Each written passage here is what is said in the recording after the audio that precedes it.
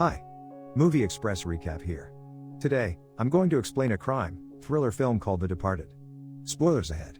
Watch out and take care. In voiceover, Irish-American mobster Frank Costello explains that he doesn't want to be the product of his environment, he wants his environment to be a product of him. Grainy historical film depicts violent riots in Boston during earlier generations. Costello, proudly Irish, unapologetically racist, explains that what annoys him about African Americans is their refusal to realize that they won't be given anything. Costello's belief is you have to do whatever possible to take what you want. Costello is in a small convenience store and collects protection money from the shop owner, a man visibly unnerved by Costello. Costello warns him to have more money next time. Costello asks the shop owner's young teenage daughter behind the counter if she's got her period yet. His attitude is nonchalant and all the more threatening for it. The daughter is both affronted and compelled by the powerful Costello and answers his rhetorical question. The shop owner doesn't show any emotion. A small boy, a young Colin Sullivan, witnesses Costello's interaction with the shop owner. Costello notices him and asks him if he's the son of a man Costello knows. He tells the store owner to give the boy 2 full bags of groceries and then presses some coins into the boy's hand. He tells the boy to remember he can get more money from Costello when he gets older. As Sullivan comes up in age, Costello grooms him and steers him into a job as a police officer, where he can keep Costello informed. Sullivan graduates from the police academy and is immediately transferred to the Massachusetts State Police Force. He is accepted into the Special Investigations Unit led by Ellerby, which focuses on organized crime. The primary target of the unit is Costello. Sullivan is warmly welcomed onto the State Police Force by Captain Quina and Staff Sergeant Dignam. Billy Costigan, whose extended family has considerable ties to organized crime, also attends the police academy. Before he graduates, he is summoned to a meeting with Queenan and Dignam, who intimidate, bully, and verbally harass him. They pressure him to disqualify himself as an officer because he's too smart to be a cop and because of his family's ties to crime. When Costigan stands up to their hazing, they change tactics. They offer him a job as a police officer on one condition: that he quit the academy, serve serious time in jail on a trumped-up assault charge, and infiltrate Costello's organization. Only Queenan and Dignam will know that Costigan is working undercover. They promise him a bonus when he completes the assignment. When Costigan gets out of prison, he contacts his cousin and tries to finance a drug deal. Costigan and his cousin meet Mr. French at a local bar, where Costigan orders a cranberry juice. The guy on the bar stool next to him asks Costigan if he is having his period. Costigan smashes a beer mug over the man's head and is halted by Mr. French. Mr. French warns Costigan that he is not allowed to beat up certain men, and he's lucky the guy at the bar is not one of them. Eating at the counter of a store like that in which Sullivan originally met Costello, Costigan confronts 2 Italian mobsters from Providence extorting protection money from the store owner. He beats the 2 men up badly, breaking his hand when he hits one of them. Costello learns of Costigan's actions and summons him to a meeting. He offers to protect Costigan from the Mafia, who, he promises, will return with reinforcements to kill Costigan. He invites Costigan into a back room where he instructs Mr. French, a senior member of Costello's crew, to check Costigan for weapons or a wire. Mr. French breaks Costigan's cast open and Costello beats Costigan's broken hand with a shoe, trying to get him to confess being a cop.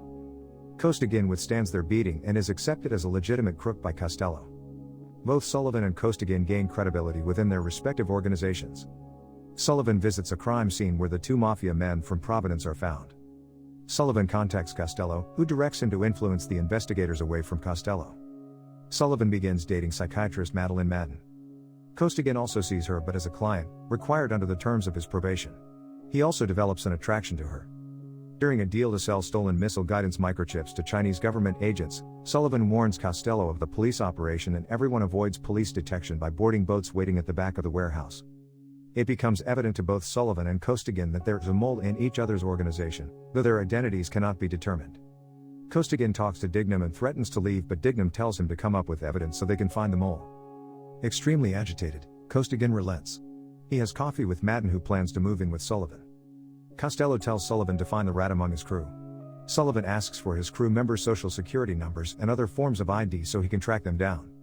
Costigan searches for the informant and learns from a member of Costello's crew that Costello himself is an FBI informant, explaining why federal prosecutors repeatedly failed to indict and arrest Costello. Costigan visits Queenan at home late at night and tells him that Costello is an FBI informant. Mr. French collects everyone's social security numbers and other ID. Costigan corrects Fitzgibbons' misspelling of citizens on the envelope containing their information and then leaves. He visits Madden at her apartment, where she is finishing moving out. She tells him she is moving in with Sullivan. They talk and then have sex, Ellerby puts Sullivan in charge of the investigation to find the mole in the Special Investigations Unit, citing his immaculate record. Costigan follows Costello to a porn theater, where he sees Costello meet with and give a dark figure, unknown to him, Sullivan, the envelope containing Costello's crew members' personal information. Costigan chases Sullivan out the emergency exit of the theater and through Chinatown, but neither man learns the other's identity. Sullivan tells Costello to trail Queenan to a meeting with Costigan. Costigan gets away before Costello's men throw Queenan off the roof, landing at Costigan's feet. As Costello's crew leaves, Costigan joins them, pretending he's just arrived to join them in the assassination. Delahunt is mortally wounded. Back at their bar, Delahunt fingers Costigan as the mole but dies before he can tell anyone else. A news report reveals that Delahunt, a crew member, was an undercover cop. Consequently, Dignam is forced to step down from the police force. Using Queenan's phone, Sullivan reaches Costigan and fails to persuade him to quit his work as a mole. Sullivan learns from Queenan's diary that Costello was an informant for the Federal Bureau of Investigation. He worries that his identity as a mole for Costello may be revealed. With Costigan's help, Costello is traced by the police to a cocaine pickup, where a gunfight erupts between his crew and police, during which most of Costello's crew are killed. Sullivan confronts the wounded Costello, who admits he is an occasional FBI informant. Sullivan shoots him multiple times. Sullivan is applauded the next day for having killed Costello by everyone on the force. In good faith, Costigan comes to see him, seeking to get his civilian identity restored and to collect his back pay. He tells Sullivan he intends to resume his civilian life. Sullivan leaves to look up Costigan's employee record when Costigan notices the envelope from Costello on Sullivan's desk. Costigan finally realizes Sullivan is Costello's mole. Returning to his desk, Sullivan realizes that Costigan has figured out his true identity, so he erases Costigan's employee records from the police computer system. Madeline tells Sullivan she's pregnant, but doesn't reveal who the father is. A few days later, she receives a package in the mail from Costigan addressed to Sullivan. She opens it to find it contains a CD of Costello's recorded conversations with Sullivan. Sullivan walks in as she is listening and tries unsuccessfully to assuage her suspicions.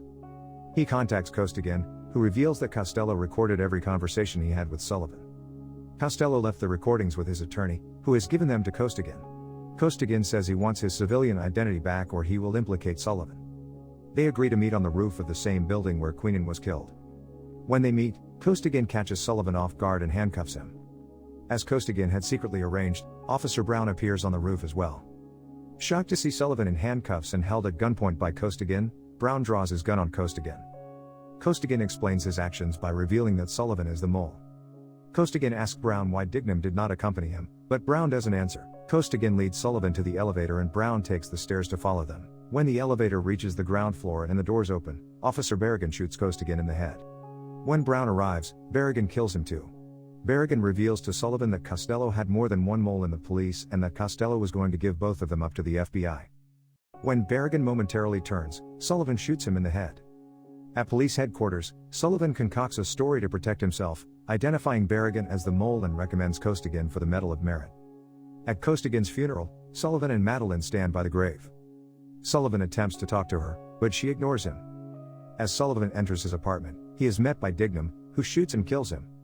As the frame drifts up to the window and the gold dome of the Massachusetts State House in the background, a rat scurries along the balcony railing. If you like this story, subscribe to our channel. Turn on the notification bell to get updated on more videos like this. Leave a like and comment. Thank you for watching, and see you next time.